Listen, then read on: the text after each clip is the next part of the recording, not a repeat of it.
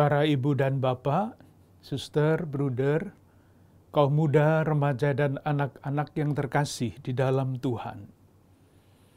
Seperti pada tahun yang lalu, pada tahun ini kita memasuki masa Prapaskah, masih dalam keadaan prihatin yang mendalam, karena wabah virus corona yang melanda dan mengguncang segala segi dan sendi hidup kita manusia.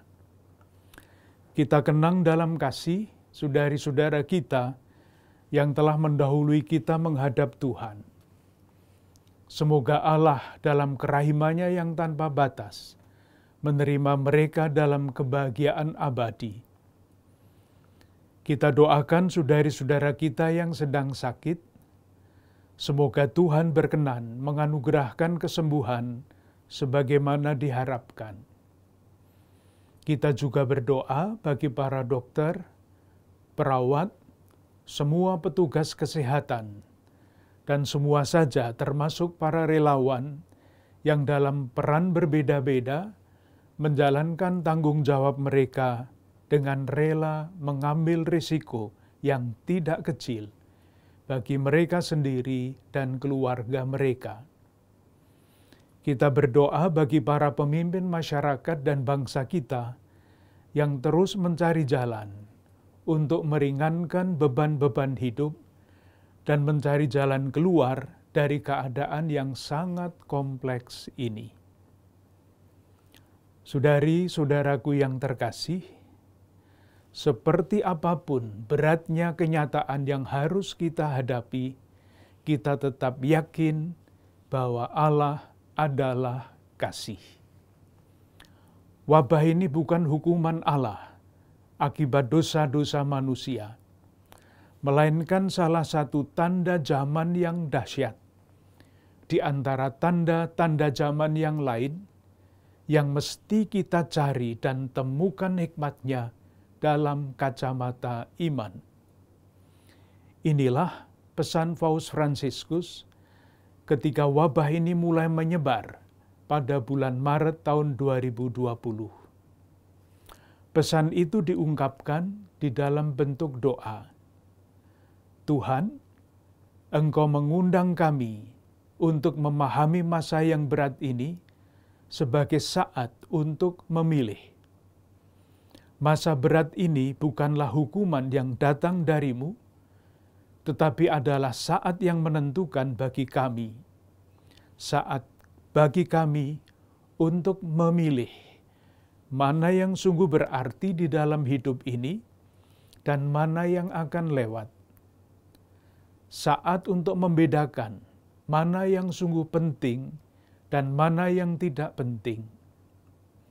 Ini adalah saat bagi kami untuk kembali ke jalur hidup kami yang benar dalam hubungan kami dengan dikau ya Tuhan dan dengan sesama kami. Kita semua tahu memilih yang benar dan baik bukanlah hal yang mudah. Kecenderungan kita adalah memilih yang mudah dan menyenangkan. Prapaskah adalah masa yang disediakan oleh gereja sebagai waktu istimewa bagi kita semua untuk melatih diri agar memilih yang baik dan benar menjadi watak kita.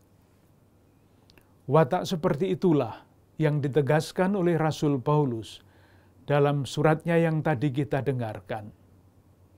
Jika engkau makan dan minum, atau jika engkau melakukan sesuatu yang lain, lakukanlah semuanya itu demi kemuliaan Allah.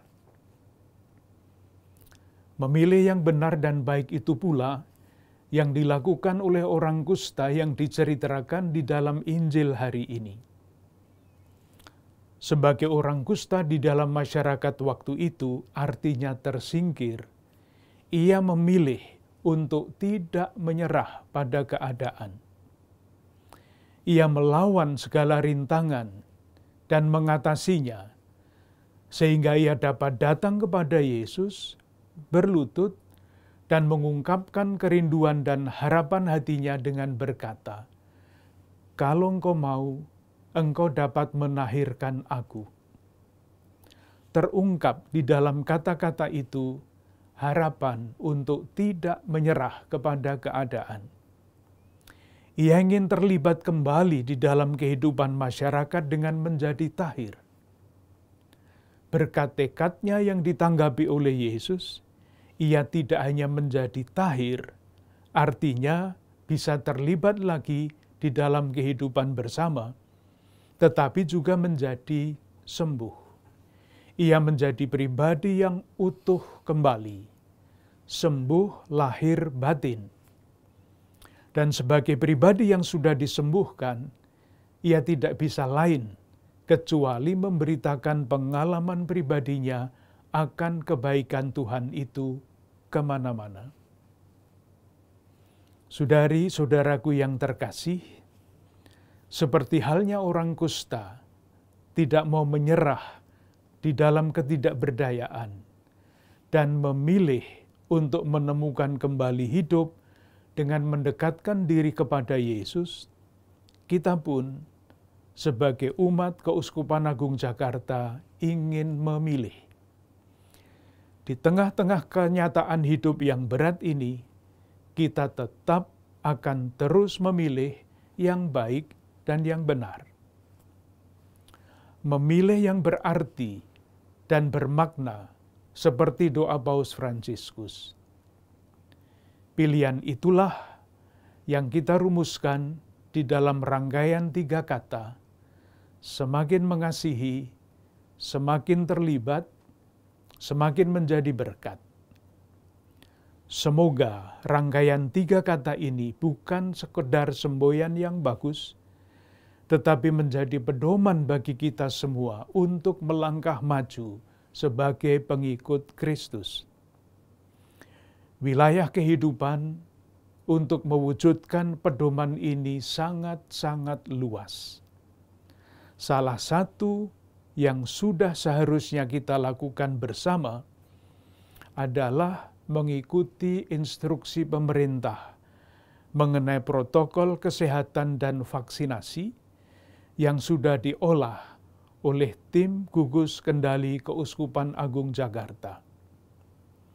Selain itu, alangkah baiknya kalau kita secara pribadi, bersama keluarga, komunitas teritorial maupun kategorial, lingkungan dan paroki mencari kemungkinan-kemungkinan lain secara kreatif untuk mewujudkan pedoman kita itu. Akhirnya terima kasih kepada para bapak dan ibu, suster, bruder, kaum muda, remaja, dan anak-anak yang dalam masa sulit ini sudah, sedang, dan akan terus berusaha untuk mewujudkan kasih dan keterlibatan dalam meringankan beban sesama.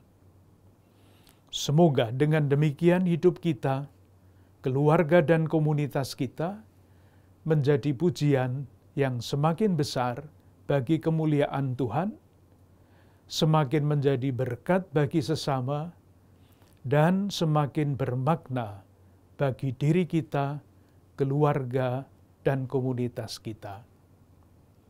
Salam sehat, berlimpah berkat untuk kita semua, untuk keluarga-keluarga dan komunitas kita.